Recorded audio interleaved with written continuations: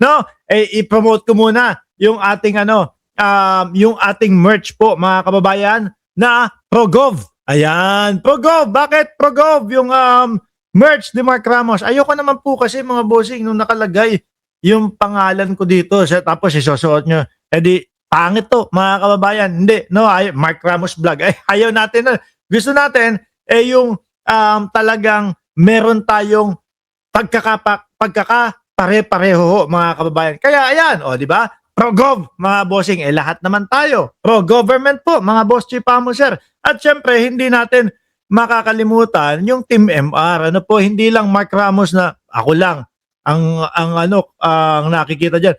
Diyan po ay Team MR production, no, mga kababayan. Kaya po, doon sa mga gusto pong bumili, 600 pesos lang po, mga kababayan. Tapos ilalagay ni Jordan G yung link dyan sa ilalim para irekta kayo at makausap nyo yung kakausapin para maka-order ng ProGov by Team MR na t-shirt po, mga kababayan. Ulitin ko, 600 pesos lang po, mga kababayan, mga boss chief amo. Mga kababayan, no? Simula sa pool nang nag-vlog ako, at sinuportahan ko po si Presidente Marcos. Lagi, di ba, ang ginagawa po natin sa umpisa ng ating mga vlog, yung magaganda pong proyekto ng ating Pangulo. Ngayon, no, mga kababayan, ganito po ba yung walang ya na Pangulo? Mga boss chief amos, ang gugwapo ng mga anak, ano? Hindi naman ho ako bading, pero syempre, tingnan nyo naman, Sandro Marcos, sasabihin ng mga DDS, kamukha daw ni Charis Pempenko, si Sandro Marcos. Tingnan nyo naman po yung mga DDS ang itsura po nila. Ang pinakamahilig na magsabi ng Charis, 'di ba? Si Baste na kamukha po ni Max Alvarado. Ay, huwag na tayo magpaligoy-ligoy. 'Di ba? Huwag na tayo magpaligoy-ligoy. Idikit mo yung itsura ni Baste tsaka ni Max Alvarado. Iisa po ang hulma ng muka, mga kababayan. Sa akin lang ho, no? Total sila naman mapanlait na mga tao. Akala mo kay gagwapo. 'Di ba? Akala mo kay gagandang lalaki. Si Sandro nilalait. Pero pag tinignan mo naman yung pagmumukha, kamukha naman din ni Max Alvarado, mga boss. Okay, lumipat na tayo. Ganyan po ba yung sinasabi ninyo na presidente na walang ya, mahal ni Mayor Isko Moreno? Bakit ko po nasabi na mahal ni Mayor Isko Moreno, mga bossing? Di ba ito pong mga sunod-sunod na mga pag nakakapanayam si Mayor, si Yorme, na i-interview, talagang hindi niya itinatago. Na si Pangulong Bongbong Marcos ay talagang nakaagapay, nakatulong po sa Maynila, sa lungsod ni Mayor Isko Moreno, na akin pong pinagpanganakan. Diyan po ako pinanganak talaga sa Tondo, Maynila po, mga kababayan. Ma'am, si Yorme, kilala niyo naman po yan. Mahal na mahal po yan ng mga Manilenyo. Hindi po bibitawan, lalaglag ni ngayon, tignan nyo yung suporta ng Pangulo kay Yorme. At hindi lang po si Yorme, mga kababayan, tingnan nyo po. Tingnan nyo naman kung gaano kasaya ito pong mayor ng San Juan na si Mayor Zamora. No, ito po ang nagpataob, mga boss chief amo, sir, sa mga estrada doon sa San Juan. Sabi nga niya, hindi na po lungsod ng estrada ang San Juan. Mga kababayan? Ayan, ano po ang nakikita nyo? Nasa eskwelahan. Kasama po si Secretary Sari Angara, kasama po si Mayor Zamora. Ano po ginagawa ng Pangulo? Yan po ba yung walang ya? Nagpapamahagi po ng mga kagamitan pang eskwelahan ang ating Pangulo? Hindi po pinapabayaan yung mga mag-aaral? Di ba? Ang nakikita natin ginagawa ng Pangulo, pagsugpo sa korupsyon, kung maalala nyo, inilantad niya sa ating lahat. Bumaha lang ha. Ilang beses lang pong bumuha sa buong Pilipinas. Nagtaka na siguro ang Pangulo, ano to? Ang yabang-yabang, 13,900 plus daw yung flood control ng dating presidente na si Duterte. Bakit yan? Binabaha pa din tayo.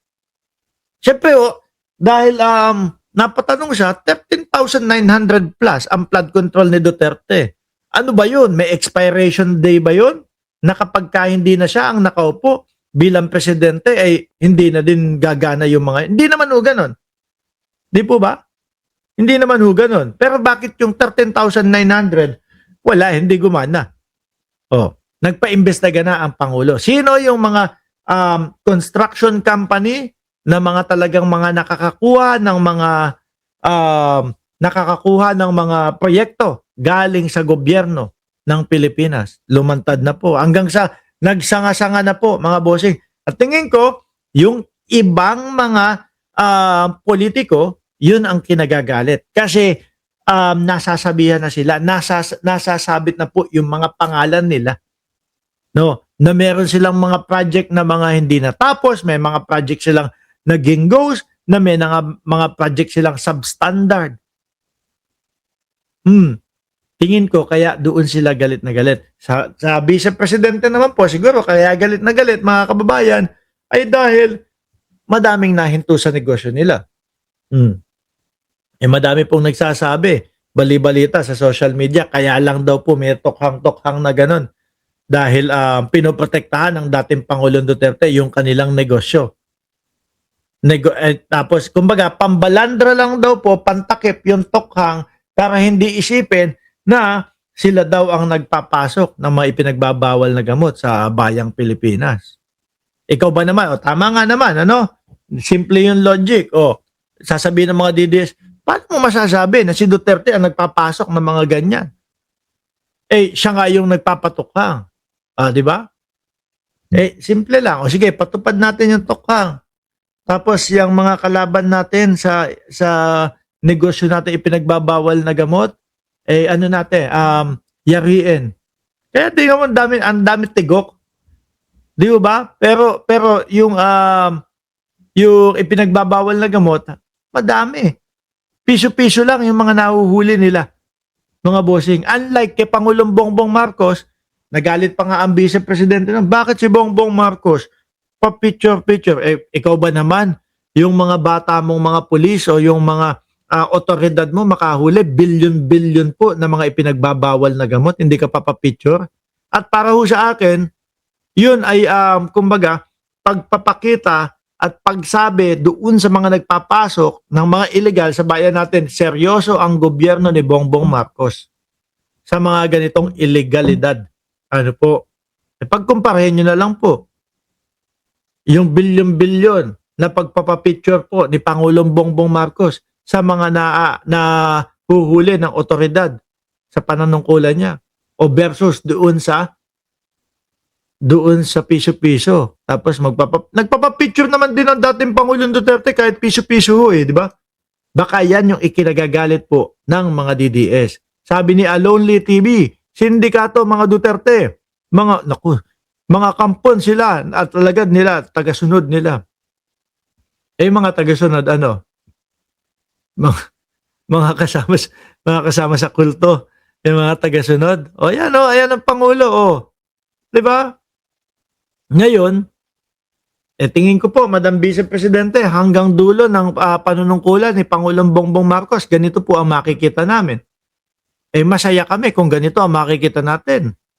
Di ba talagang ginagampanan niya ng maayos yung kanyang tungkulin at hindi iniiwanan yung mga kababayan natin na nasa laylayan po. Ngayon, Ma'am BP, magtatanong po kami, bukod po doon sa tree planting na 1 piraso na itinanim niyo po, ano po ba nakikita at makikita namin sa inyo? No? Kasi po ang mas natatandaan ko pa ho, Ma'am BP, is yung yung nagwawala po kayo sa Congress. Yung nagbabanta sa buhay. Yung may pa-press conference naman po kayo. Akala ko magpapaliwanag tungkol sa confidential funds. Yung pala, ang ikukwento lang sa atin ay meron daw isang bata na gustong humingi ng relo. Orasan ni Pangulong Bongbong Marcos. Hindi binigay. Gusto daw niyang putulin yung ulo niya ng Pangulo Yun po yung tumatatak sa amin. Pagpaumanin niyo po, no? Kung meron man, sabihin niyo doon sa mga bata niyong mga DDS, O eto, sabihin nyo doon sa kampo nila Mark Ramos, sabihin nyo doon sa vlog nila Mark Ramos, eto yung mga ginagawa ng Vice Presidente. Eh kasi po parang yung mga bata nilang piso comment, ano, parang iisa lang ang alam. Bangag ka, Mark Ramos. Adik ka, Mark Ramos. Bayaran ka, Mark Ramos. Parang pa ganun-ganun lang po eh. Tanungin mo, ano ang ginawa, ano ang naitutulong ng Vice Presidente sa bayan nating Pilipinas? Walang maisagot po. Basta, okay. Galing sila. Puro ganun, no? Di ba? Oh,